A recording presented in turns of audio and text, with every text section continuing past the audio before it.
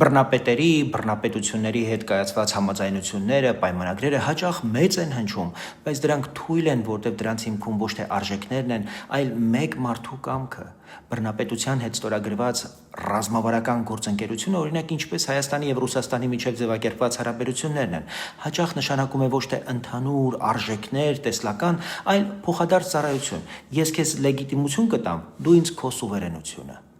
Վենեսուելայում այսօր տեղի ունեցողը շատ դաժան, բայց օգտակար օրինակ է Հայաստանի համար։ Երբ ռազմավարական գործընկերությունը արժեքների վրա հիմնված չէ,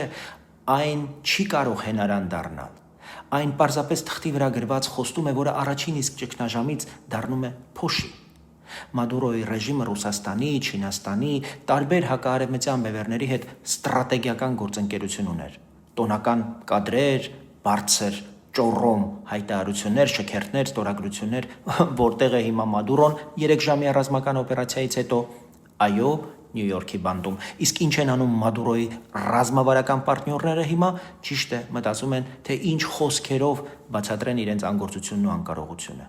Սա նշանակում է, որ բռնապետերի հետ համաձայնագրերի հիմքը ուժն է, ոչ թե իրավունքը։ Ուժը փոխվեց, համաձայնագիրը դառնում է թղթի կտոր, իսկ դաշնակիցը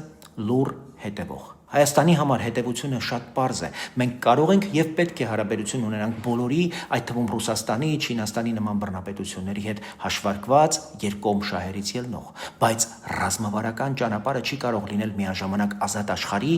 եւ բռնապետական այս ճամբարի հետ, որտեղ դրանք միասին չեն գոյակցում։